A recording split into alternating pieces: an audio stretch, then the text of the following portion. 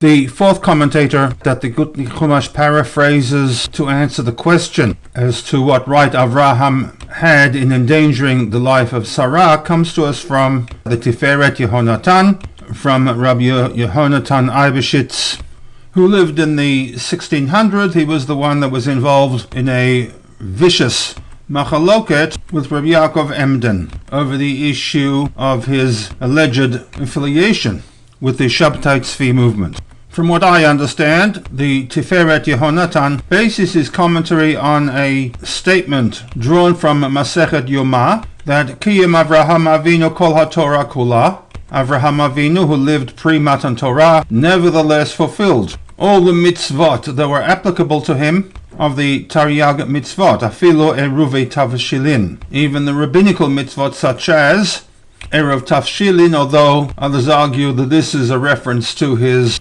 observation of the laws of Basar B'Chalav. This is the view of the Da'at Ekeni Mibali HaTosfot. There is a caveat, however, according to the Tiferet YONATAN, and that is that the observance of Torah law by Avraham applied only while Avraham was in Eretz Canaan, later to become Eretz Yisrael. While Avraham was outside of Eretz Canaan, either one before he emigrated to Eretz Canaan, or as of Bereshit 12, where he left Canaan on account of the famine, Avraham had the law of a Ben Noach. In other words, he was obligated to follow common law that existed at the time. With reference to the Torah law post Matan Torah and the laws of marriage and divorce, the Torah states that if circumstances arise in which there is a marriage breakdown, then v'katav la sefer kritut, the man is required to formally hand over to his wife a document of divorce, and only then v'shilcha mebeito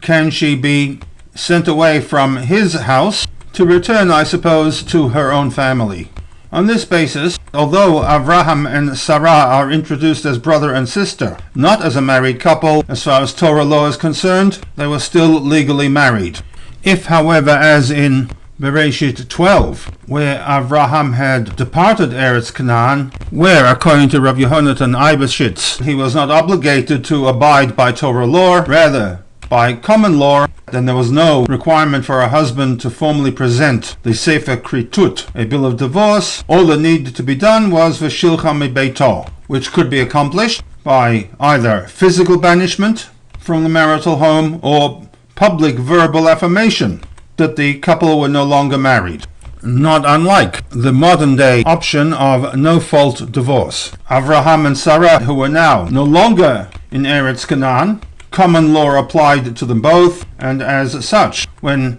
Avraham and Sarah are identified as brother and sister, even if they were, in theory, a married couple, while they were in Canaan, that status would no longer apply, and Sarah would be available for marriage in the land of Egypt. In this way, according to the paraphrasing of the Gutni Chumash, the Tiferet YONATAN responds to the question as to what right did Avram have in endangering the life of Sarah. The answer of the Tiferet YONATAN is that Sarah, at that time, was legally no longer Avraham's wife. I have a problem with the link, and I certainly stand corrected if I am misreading the explanation recorded in the Gutni Chumash. But what appears to me in the commentary of the Tiferet YONATAN is a response to a very different question. And that question is, assuming that the Avot conducted their lives in accordance with the post-Matan Torah law, how could Avraham request that Sarah subject herself to a potential violation of the laws of adultery?